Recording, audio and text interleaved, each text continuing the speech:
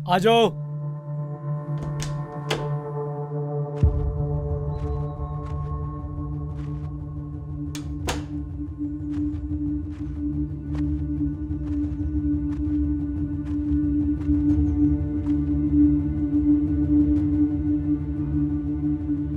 खुशामदीद ताहिर, तुम्हारा ही इंतजार कर रहा था। हमारे घर को तुमने खरीद कर मेरे खानदान को बेघर कर दिया। तो उसने तुम्हें सब कुछ बता दिया। और क्या उसने ये भी बताया कि मैंने सब क्यों किया ताहिर? अपनी कमजोरी की वजह से।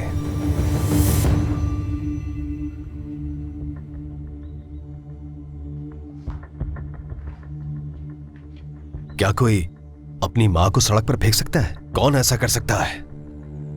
ठीक है, अपनी पुरानी दुश्मनी का बदला लिया है तुमने, जानता हूं मैं। तुम उन्हें तकलीफ देना चाहते थे, लेकिन वहां तुम्हारी मां भी तो है। वो तो अपनी जान भी दे दे तुम्हारे लिए। मैं भी दे सकता हूं ताहिर, मगर बात ये नहीं है तुम्हारे बाबा गलत हैं। जो कुछ मैं कर रहा हूं अपनी मां के लिए भी कर रहा हूं, उसे उस बदहाली से बचाने के लिए।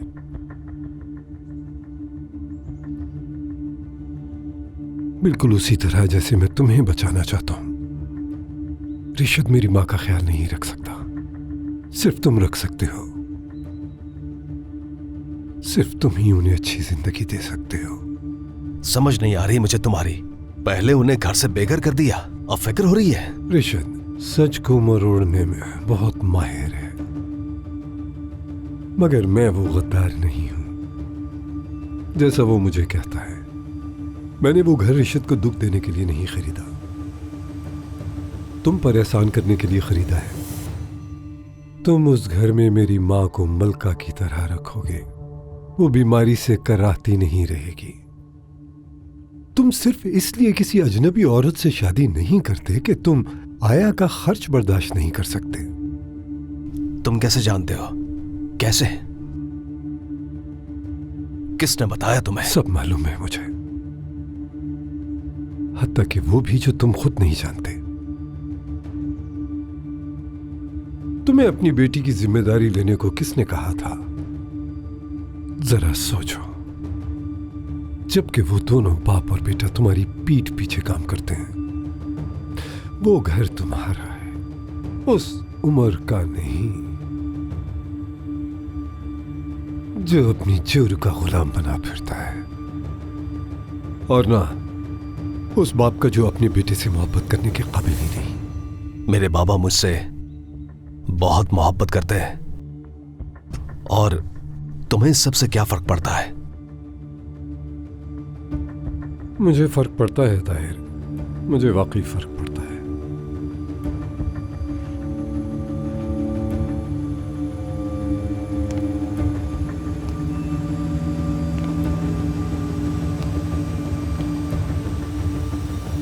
जानते हो क्यों? क्योंकि हम एक जैसे हैं। मैं कभी तुम्हारी जगह पर था। तुम वही नाइंसाफी सह रहे हो जो मैंने अपने बाप से सही थी। क्या उन्होंने तुम्हें नजरअंदाज नहीं किया? जहां तुम्हारी मौजूदगी की कोई अहमियत नहीं थी, कोई तुम्हें समझता ही नहीं था। जो कुछ भी तुमने किया, जो कुछ भी कहा, जो भी फैसला किया, क्या तुम्हारे बाप के नजदीक उसकी कोई कीमत थी? क्या उसने तुम्हें उस औरत से शादी करने से नहीं रोका जिससे तुम मोहब्बत करते थे? क्या उसने तुम्हें वो काम करने से नहीं रोका जो तुम करना चाहते थे? क्या उसने तुम्हें वो नरमी नहीं दी जो उसने उमर को दी? चाहे तुम इनकार करो, अपने बाप के खिलाफ कुछ ना कहना चाहो, मैं उसे जानता हूं। वो अपने बाप का बेटा है, बहुत ही जालिम। और तुम? क्या तुम जालिम नहीं हो? तुम अब भी नहीं समझना चाहते। मैंने वो घर इसलिए नहीं खरीदा कि वो सड़क पर आ जाए, मैंने उसे इसलिए खरीदा कि तुम उस घर के मालिक बनो। अब तुम्हारे बाप को तुम्हारी जरूरत पड़ेगी, तुम्हारे बाप को तुम्हारे सहारे की जरूरत होगी। तुम्हारी तकलीफ की भी कोई कीमत होनी चाहिए। इस जिंदगी में जो शख्स तुम्हें सबसे बेहतर समझता है वो शख्स सिर्फ मैं हूं ताहिर। तुम्हारे बाबा रिशद ने क्या कहा था? कुरान हमसे ये नहीं कहता कि हम खामोश अच्छे लोग बने, बल्कि मुतहर्रिक अच्छे लोग बने। तुमने ये सब कैसे? मेरे पास हर जगह आंखें और कान हैं। तुमने अभी तक मेरी ताकत और वुसअत को नहीं समझा, मगर एक दिन तुम मेरे जैसे बनोगे। मेरे पीछे कोई नहीं था, मैंने सब कुछ अकेले हासिल किया है। बहुत बड़ी कीमत चुकाई है मैंने। मैं नहीं चाहता कि तुम भी वही कीमत अदा करो। अब से मैं हर वक्त हर जगह तुम्हारे साथ हूं।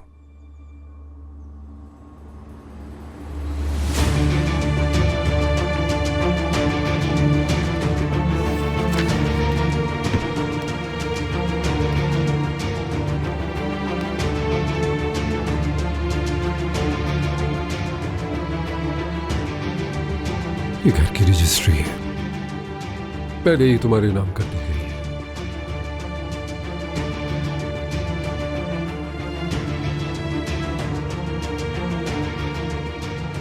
मैं ये कबूल नहीं करूंगा, नहीं कर सकता कभी भी। वो घर मेरे दादा की निशानी है बाबा के पास, दुख होगा उन्हें। ठीक कहते हो। तुमने एक साथ बहुत कुछ सुन लिया है, इसलिए उलझन में हो। अभी फैसला ना करो, मगर अच्छी तरह सोचना। अपनी सारी तकलीफ को याद रखना। यकीन करो, तुम्हारी तकलीफ के मुकाबले में इस घर की कोई हैसियत नहीं है। ये जिंदगी तुम्हारी मकरूज है।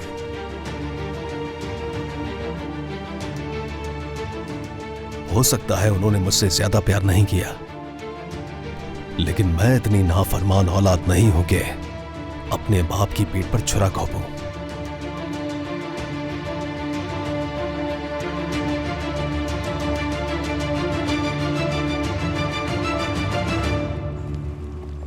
ताहिर, ताहिर, मुझसे नाराज मत हो। मैं उनसे बिल्कुल भी झूठ नहीं बोल सकता। तुमने मुझे धोखा दिया है। मैंने तुम्हें दोस्त कहा, तुम दुश्मन निकले। ऐसा नहीं है। मैंने जो कुछ भी किया सिर्फ तुम्हारी वजह से किया ताहिर। हमें तुम्हारी बहुत ज्यादा फिक्र है। दोस्त और दुश्मन की पहचान होनी चाहिए तुम्हें। तुम ये कैसे कह सकते हो? तुमने मुझसे झूठ कहा है। दोस्त समझकर सब कुछ पूछते रहे और उन्हें जाके बताते सच रहे। तो तुमने भी नहीं बोला, झूठ पर झूठ बोलते रहे। अगर मेरे बाबा मुझे ना बताते तो मुझे सच का पता न चलता। और तुम्हारे बाबा को किसने बताया?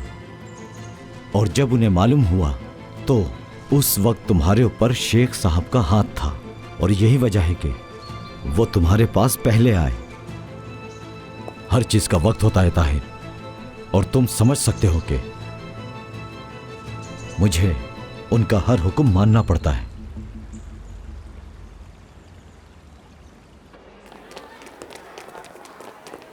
हेलो सर, कैसे हैं? शुक्रिया बेटा। टूना, हाँ, कैसे हो? आप यहाँ क्या कर रहे हैं? मुझसे मिलने आए हैं?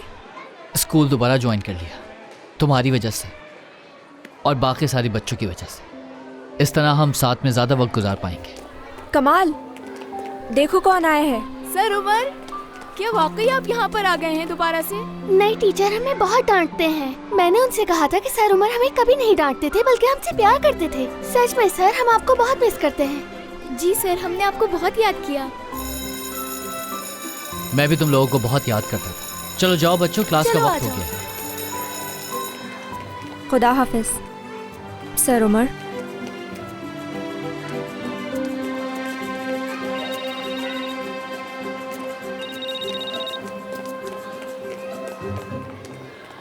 भाई, उमर, कहाँ हो तुम?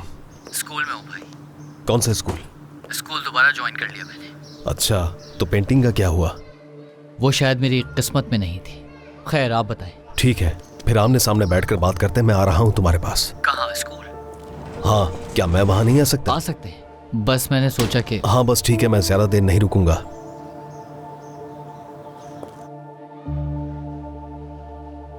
आज टीचर ने मुझे पकड़ लिया और अदा के बारे में पूछने लगी। मुझे समझ नहीं आया कि मैं क्या बोलूं। ये कहूँ कि घर में कैद कर दिया है उसे? समझ नहीं आता मुझे। मेरे ख्याल है हमें उन्हें बता देना चाहिए। यमान, हम नहीं बता सकते। मामू इस बात का गुस्सा भी आधा पर निकाल देंगे। नहीं, हालात और ख़राब हो जाएंगे। हाँ तो क्या करें अमीने, कम से कम इस तरह हम अदा के साथ तो होंगे ना, ताकि वो खुद को अकेला महसूस ना करे। क्या सच में यमान? हाँ तो सच ही है। तुम्हें लगता होगा कि मैं बेवकूफ़ हूँ, लेकिन ऐसा बिल्कुल भी नहीं अमीने। और अगर ये सब कुछ तुम्हारे साथ हुआ होता, पता है मैं क्या करता? अगवा कर लेता। बिल्कुल नहीं बिल्कुल यमान। ऐसा ही है। मुझे मुस्तकबिल की कोई फिक्र ना होती। तुमसे मिले बिना बिल्कुल नहीं रह पाता मैं। क्या तुम रह लेती? अमीने, हम बहुत बुरे हालात से गुजर चुके हैं, यानी अब हम दोनों का ताल्लुक और भी गहरा हो चुका है। वैसे मैं भी ऐसा ही सोचती हूँ। हाँ तो फिर ठीक है, अब मुझे मजीद एटीट्यूड दिखाने की जरूरत नहीं है। एटीट्यूड तुम मुझे दिखाते हो यमान।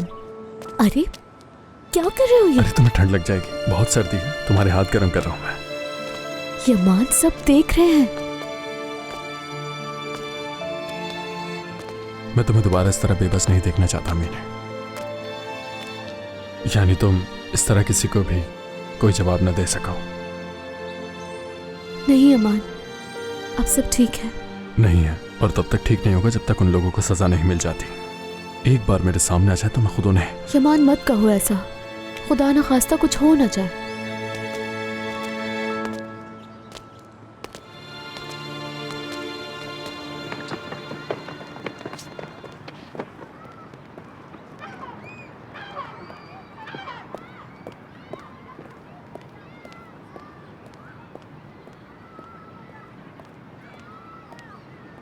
शुक्रिया, अल्लाह तुम्हें खुश रखे। आपको भी।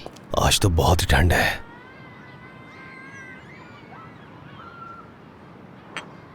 क्यों आए हैं यहाँ? मैंने तुमसे पूछा तो था, अगर नहीं चाहते तो मना कर देते। अल्लाह अल्लाह। आज से पहले मुझे ये बताएं कि आप कब मिलने आए मुझसे? हाँ, नहीं आया मैं। ठीक कह रहे हो तुम। देखो, मेरे भाई होने की हैसियत तुम्हारी तरह ही महदूद रही। उमर, मैं कभी कभी उल्टी सीधी बातें कर लेता हूं तुमसे, लेकिन सुनो, याद रखना इसमें तुम्हारा कोई भी कसूर नहीं है, ठीक है? आज यहां इसलिए आया, मेरा दिल चाह रहा था तुमसे मिलने के लिए। आखिर भाई हो तुम मेरे। मैं नहीं चाहता कि हम भी उनकी तरह बन जाएं उमर। बाबा और उनके भाई की तरह वो दूर हैं एक दूसरे से, अजनबी हैं, दुश्मन हो गए एक दूसरे के। ऐसा कभी नहीं होगा भाई। आप मेरे लिए भाई से भी बढ़कर हैं।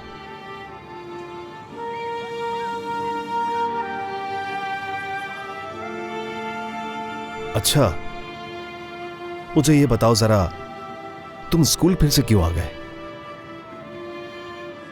क्योंकि मुझे लगा यही ठीक है। मुझे तुम खुश नजर नहीं आ रहे हो। नहीं, ऐसा कुछ भी नहीं है भाई। मुझे स्कूल पसंद है और बच्चे भी पसंद हैं। तो फिर क्या मसला है?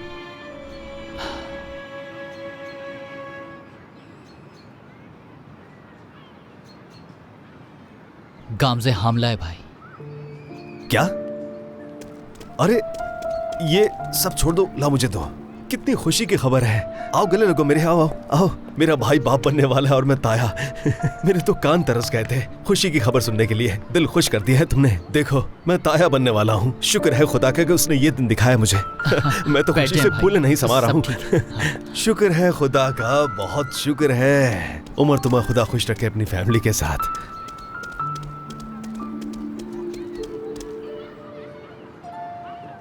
देखो, तुमने फिर सबसे आखिर में मुझे बताया।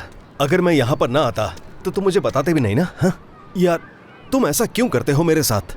नहीं भाई, मैंने सिर्फ आपको बताया, बाबा भी नहीं जानते इस बारे में। वाकई में?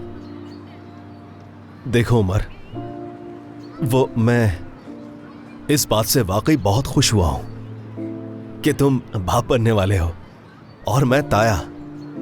और इस बात की ज्यादा खुशी है कि तुमने ये बात सबसे पहले मुझे बता दी है। इस बात का जिक्र आप किसी और से मत कीजिएगा, क्योंकि अभी किसी को बताया नहीं है। जिनको पता है इत्तेफाक से पता लग गया है। लेकिन क्यों?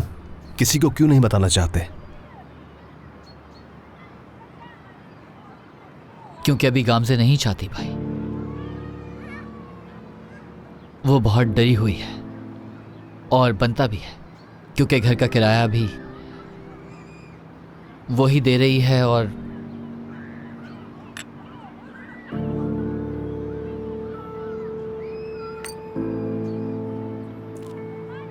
तुम? बहुत उलझा हुआ हूं भाई, कुछ समझ नहीं आ रहा कि क्या करूं मैं। माली हालात बहुत खराब हैं। इस सब में बच्चे का आना। इसलिए तुमने स्कूल में नौकरी कर ली दोबारा? और कोई रास्ता भी नहीं था। कम से कम मुस्तकिल आमदनी तो होगी। गैलरी से इतना मुनाफा ना होता। वो एक ख्वाब था जो ख्वाब ही रहा। मैं कुछ करना चाहता हूं लाइफ में, ताकि मेरी वजह से मेरा खानदान मुश्किल ना उठाए। गामजे को सपोर्ट तो करना है मुझे हर सूरत। गामजे का जो भी खौफ है, शायद ये नौकरी करके मैं उसके वो खौफ दूर कर सकूं और वो एक सेहतमंद बच्चे को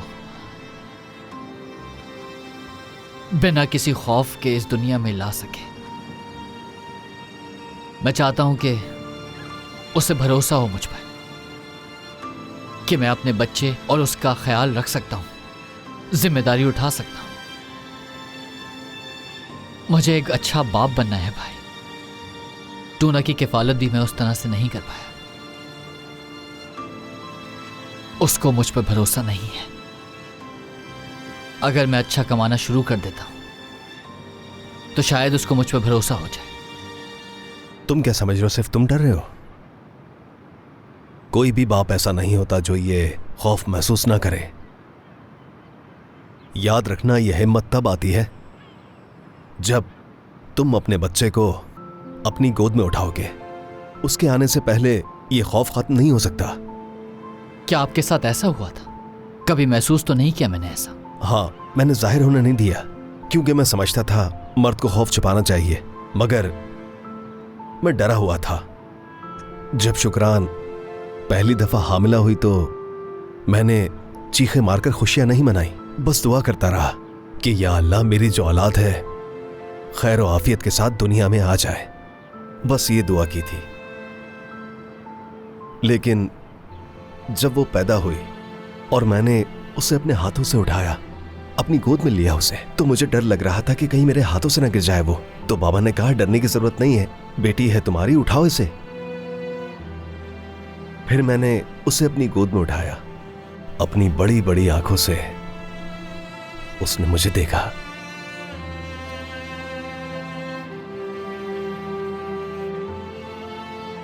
फिर मुझे लगा मेरे अंदर से सारा खौफ, सारा डर पलक झपकते ही निकल गया हो। मुझ में से सारा खौफ निकल गया। एक नई खुशी ने जन्म लिया मेरे अंदर। खुद से मोहब्बत करने लग गया था मैं। अपना आप नजर आता था मुझे उसकी आंखों में, जैसे वो मुझसे कह रही हो कि बाबा आप हमेशा मेरी हिफाजत करेंगे। तब मैंने खुद से कहा, ये मेरी बेटी है, ये मेरी जिंदगी का हिस्सा है। वो मेरी गोद में लेटी हुई मुझे देख रही थी। एक भरोसा था उसे। तब उस दिन मुझे एहसास हुआ कि बाप होना क्या होता है। उसके दाएं कान में आजान दी और बाएं कान में अकामत। और फिर मैं उसके करीब गया और उससे वादा किया कि फिक्र मत करना तुम, हर चीज से बचाऊंगा तुम्हें। कोई भी मुसीबत हो, तुम्हारे आगे पहाड़ बनकर खड़ा हो जाऊंगा मैं।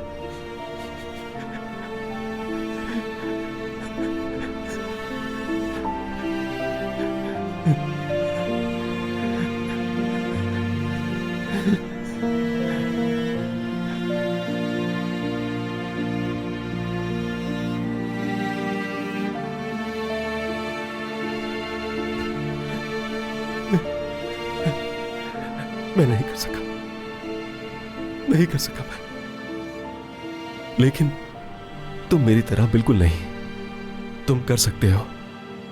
मुझे नजर आ रहा है कि तुम एक अच्छे बाप बनोगे, इसलिए फिक्र मत करना कभी तुम। शुक्रिया भाई, इंशाल्लाह गाम से भी ऐसे ही महसूस करेगी।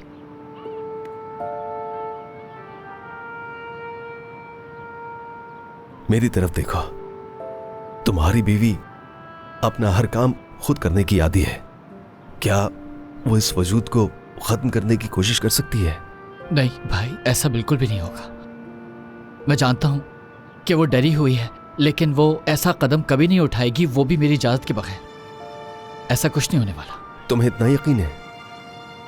मैं उस पर भरोसा करता हूं, वो ऐसा कभी नहीं करेगी। डॉक्टर का अपॉइंटमेंट भी लिया है, हम जाएंगे उसके पास, फिर देखते हैं। ठीक है।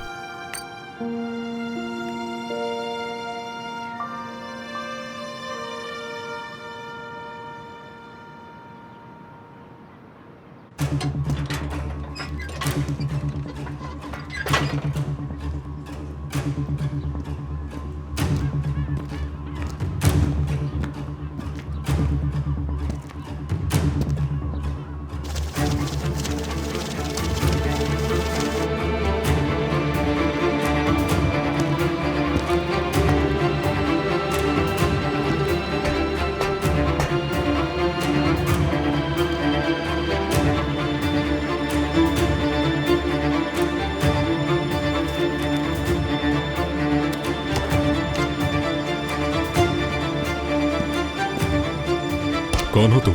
क्यों आए हो? समझ तुम हो? किसने भेजा है तुम्हें? अमीन भाई ने सलाम भेजा है तुम्हें। वालेकुम अस्सलाम। रकम लाए हो?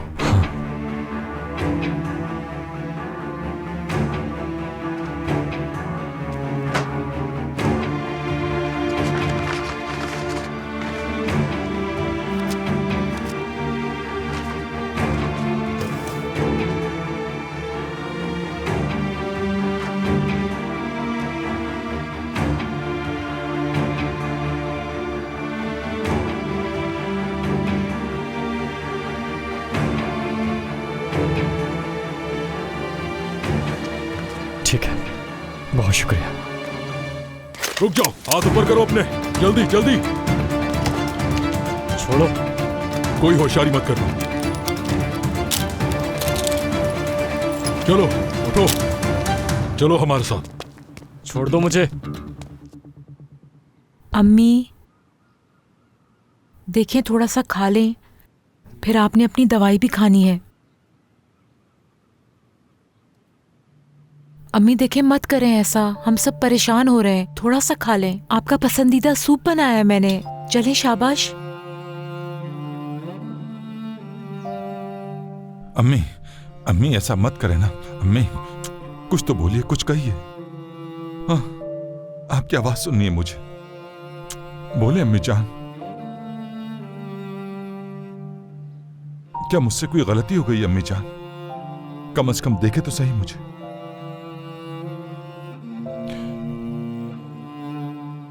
बुलाना पड़ेगा डॉक्टर को, डॉक्टर को दिखाना पड़ेगा, दवाइयां बदलनी पड़ेंगी मुझे लगता है।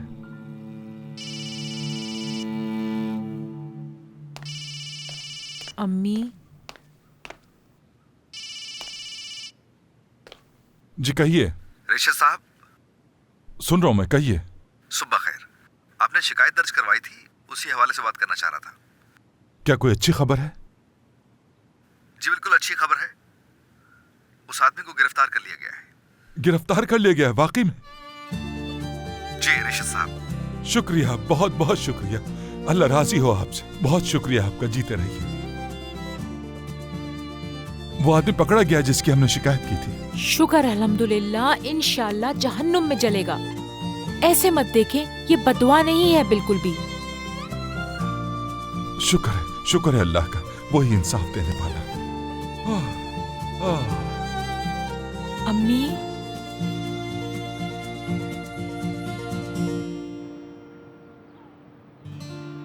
अल्लाह तुम्हें हिम्मत दे मेरे भाई।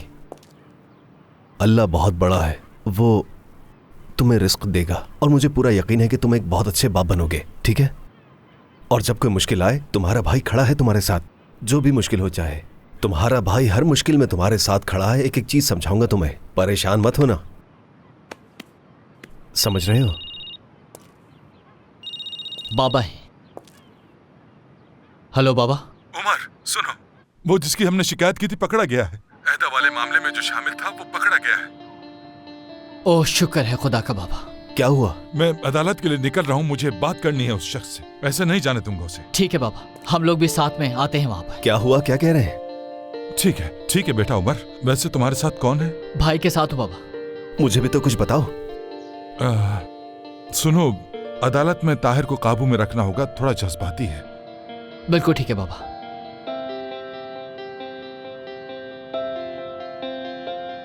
ऐदा को जो तंग कर रहा था वो गिरफ्तार हो गया भाई। बाबा कोर्ट जा रहे हैं, हम भी वहीं चलते हैं। और ये बात उन्होंने तुम्हें बताई लेकिन मुझे नहीं। ठीक है, उसको तो वहीं बताऊंगा मैं, छोड़ूंगा नहीं उस घटिया इंसान को। चलो। बात सुने मेरी, आप वहां पर ऐसा कुछ नहीं करेंगे जिसकी वजह से आप मुश्किल में पड़ जाए। पुरसुकून रहूं मैं, और तुम देखता हूं क्या करते हो तुम। जब तुम बाप बनोगे तब तुमसे पूछूंगा। अभी चलो, देर हो रही है, चलो।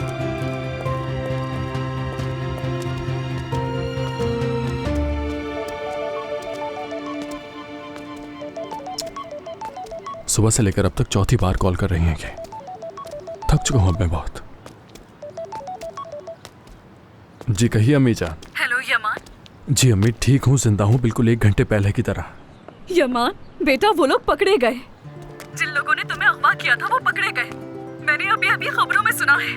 अल्लाह तेरा लाख लाख शुक्र है कि मेरा बेटा आज महफूज है। यमान, तुम सुन रहे हो ना? यमान क्या हुआ है? सब ठीक तो है? किसका फोन है? अतीला और उसके तमाम साथी पकड़े गए हैं। क्या? यमान, यमान शुक्र है खुदा का। ओ मेरे खुदा, शुक्र है कि वो सब पकड़े गए। अब वो किसी और को तकलीफ नहीं पहुंचाएंगे। ओह,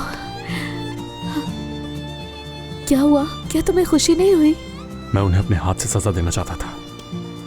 यमान, किससे बातें कर रहे हो ये? हाँ, पागल हो गए हो क्या तुम? ठीक है, तुम्हारे सदमे का असर समझकर छोड़ रही हूँ तुम्हें, लेकिन इधर उधर घूमने की जरूरत नहीं है। जल्दी से घर वापस आओ। आज मेरा बेटा घर आएगा तो हम सब मिलकर खुशी मनाएंगे। तुम्हारी पसंद का खाना भी बनाऊंगी। बर्गर खाओगे ना तुम? अच्छा ठीक है, मैं मिलता हूँ। यमान, ये लड़का भी ना। यमान, ये अदा के लिए भी कितनी खुशी की बात है कि वो अब महफूज है, लेकिन अतीला से तो जान छूट गई। मगर उसके बाबा से कैसे बचाएंगे हम लोग उसे? वो भी हो जाएगा इंशाल्लाह। सबसे पहले तो उसे राहत पहुंचाते हैं खबर देकर, बाकी बाद में देख लेंगे। वो कहती है उस रात अतीला ने उसके साथ क्या किया था उसे कुछ याद नहीं। कहीं अतीला ने ऐसा कुछ तो नहीं कर दिया था? यानी ऐसा हो भी तो सकता है ना? बिल्कुल नहीं, ऐसा सोचने की, उसके सामने कहने की कोई जरूरत नहीं है, वरना परेशान हो जाएगी वो, और फिर हालात और भी बदतर हो सकते हैं। हाँ, एक और बात, आज तुम्हें मुझसे वादा करना होगा कि तुम जो भी करोगे आज के बाद, जहां भी जाओगी, तुम मुझे उससे बाखबर रखोगी, ठीक है? देखो, मुझे बाखबर ना रखने से क्या हुआ तुम्हारे साथ। अम्मी ने वादा करो मुझसे।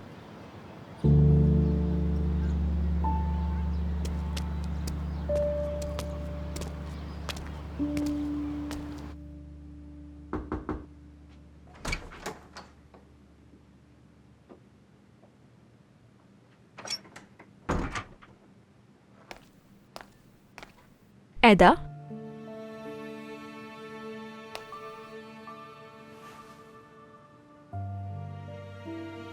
ठीक है, अगर तुम बाहर नहीं आना चाहती तो बताओ, कोई भी जबरदस्ती नहीं करेगा, लेकिन कम से कम ड्राइंग रूम में तो आ जाओ ना। हाँ, या अगर तुम चाहो तो हम बात भी कर सकते हैं, लेकिन तुम इस तरह अकेली नहीं रह सकती मेरी जान। चलो हम सब इकट्ठे बैठकर बातें करते हैं, ठीक है?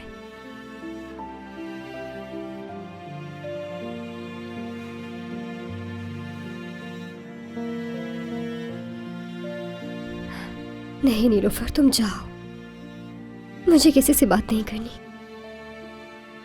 अकेला छोड़ दो मुझे।